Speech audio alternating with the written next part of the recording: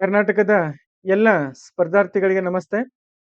ಸ್ನೇಹಿತರೆ, ಕಳೆದ 3 ವರ್ಷಗಳಿಂದ ಕರ್ನಾಟಕ ಸರ್ಕಾರ ಯಾವುದೇ ಒಂದು ಹುದ್ದೆಗಳನ್ನ ಫಿಲ್ ಮಾಡ್ತಾ ಇಲ್ಲ ಅನ್ನುವಂಥದ್ದು ಎಲ್ಲರಿಗೂ ಗೊತ್ತಿರ್ತಕ್ಕಂಥ ಒಂದು ವಿಚಾರ. ಸ್ನೇಹಿತರೆ, ಅಕ್ಸಾ ಸಂಘಟನೆ ಸೊ ಕಳೆದ ಬಾರಿ ಸಾಕಷ್ಟು ಹೋರಾಟಗಳನ್ನ ಮಾಡಿತು. ಅದಾದ ನಂತರ ಈಗ ಮತ್ತೆ ಬೆಂಗಳೂರಿನಲ್ಲಿ ಫೆಬ್ರವರಿ 11ರಂದು ಒಂದು ಬೃಹತ್ ಮಟ್ಟದ ಒಂದು ಹೋರಾಟಕ್ಕೆ ಕರೆ ಕೊಟ್ಟಿದೆ. ಸ್ನೇಹಿತರೆ, ಓದೋದು ಎಷ್ಟು ಮುಖ್ಯವೋ ಅಷ್ಟೇ ಏನಪ್ಪಾ ಅಂದ್ರೆ ಈಗ ನಾಳೆ 11ನೇ ತಾರೀಕು ಏನು ಹೋರಾಟ ಇದೆ ಅದರಲ್ಲಿ ಭಾಗವಹಿಸುವುದು ಸಹ ಅಷ್ಟೇ ಮುಖ್ಯ ಆಗತ್ತೆ.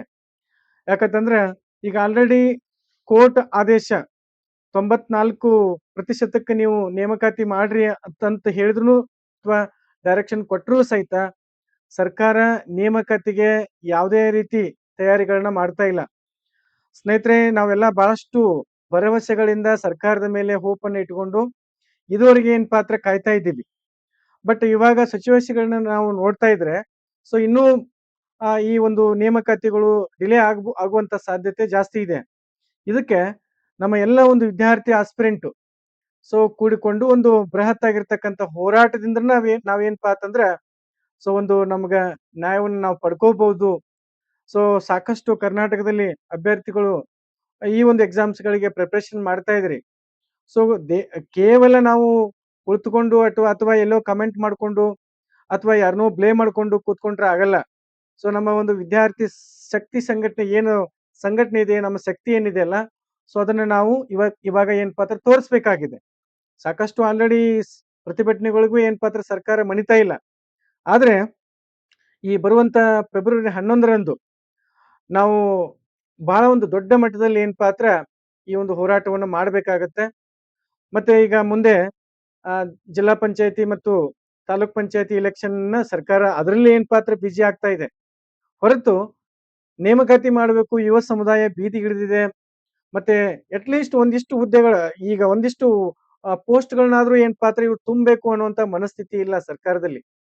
ಸೊ ಇವರು ಬೇರೆ ಬೇರೆ ರೀತಿಯಾಗಿರ್ತಕ್ಕಂಥ ತಮ್ಮದೇ ಆಗಿರ್ತಕ್ಕಂಥ ವೇದಲ್ಲೇ ಹೋಗುತ್ತಾ ಇದ್ದಾರೆ ಹೊರತು ಯುವ ಸಮುದಾಯದ ಒಂದು ಸಮಸ್ಯೆಯನ್ನ ಇವರು ಕೇಳ್ತಾ ಇಲ್ಲ. ಸ್ನೇಹಿತರೆ, ಇದನ್ನೆಲ್ಲ ನೀವೆಲ್ಲ ಅರ್ಥ ಮಾಡ್ಕೊಂಡು ಹೋರಾಟ ತುಂಬಾ ಇಂಪಾರ್ಟೆಂಟು.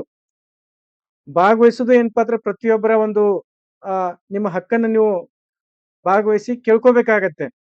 ಅದಕ್ಕೆ ಯಾರೋ ಮಾಡ್ತಾರ ಅಥವಾ ಸಂಘಟನೆ ಮಾಡ್ತಾ ಇದೆಯಾ ಅನ್ನುವಂತ ಒಂದು ವಿಚಾರ ಇದ್ರೆ ಅದನ್ನ ಬಿಟ್ಟಾಕಿ. ಸೊ ಏನು ಫೆಬ್ರವರಿ 11ರಂದು ಫ್ರೀಡಂ ಪಾರ್ಕ್ ನಲ್ಲಿ ಹೋರಾಟ ಇದೆ ಬೆಳಗ್ಗೆ 10 ಗಂಟೆಗೆ. ದಯಮಾಡಿ ಪ್ರತಿಯೊಬ್ರು ಈ ಒಂದು ಹೋರಾಟದಲ್ಲಿ ಭಾಗವಹಿಸಿ.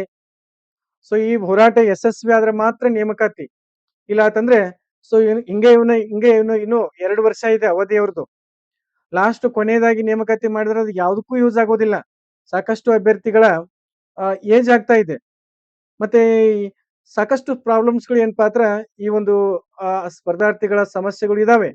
ಅದಕ್ಕೆ ದಯಮಾಡಿ ಏನು ಸಂಘಟನೆ ಕರೆ ಕೊಟ್ಟಿದೆ ಇದರಲ್ಲಿ ಎಲ್ಲರೂ ಏನಪ್ಪಾ ಅಂದ್ರೆ ಭಾಗವಹಿಸುವುದು ಬಹಳ ಮುಖ್ಯ ಆಗತ್ತೆ. ಕೋರ್ಟ್ ಆದೇಶ ಇದ್ರೂ ಸಹಿತ ಅದನ್ನ ಪಾಲನೆ ಮಾಡ್ತಾ ಇಲ್ಲ ಈ ಸರ್ಕಾರ. ಅದಕ್ಕೆ ಇದನ್ನೆಲ್ಲ ಅರ್ಥಕೊಂಡು ದಯಮಾಡಿ ಫೆಬ್ರವರಿ 11ರಂದು ನಾವೆಲ್ಲ ಏನಪ್ಪಾ ಅಂದ್ರೆ ಈ ಹೋರಾಟದಲ್ಲಿ ಭಾಗವಹಿಸ್ತಾ ಇದ್ದೀವಿ.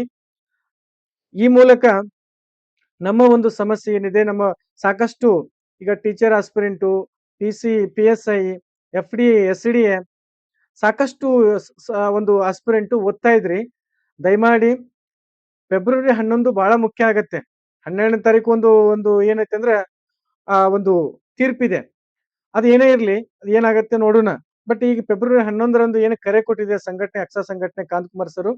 ಸೊ ಈ ಒಂದು ಸಂಘಟನೆಯಲ್ಲಿ ತಾವೆಲ್ಲ ಭಾಗವಹಿಸಿ ನಮ್ಮ ಒಂದು ಹಕ್ಕನ್ನ ನಾವು ಪಡ್ಕೋಣ ಅಂತ ಹೇಳ್ತಾ ಸೊ ಅವತ್ತು ನಾವೆಲ್ಲ ಸೇರ್ತಾ ಇದೀವಿ. ತಾವು ಸಹ ಏನ್ ಪಾತ್ರ ಇದರಲ್ಲಿ ಬಂದು ಈ ಹೋರಾಟವನ್ನ ನಾವು ಯಶಸ್ವಿಗೊಳಿಸೋಣ ಅಂತ ಹೇಳಿ ಈ ಮೂಲಕ ನಾನು ಕೇಳ್ಕೊತಾ ಇದ್ದೀನಿ. Thank you so much.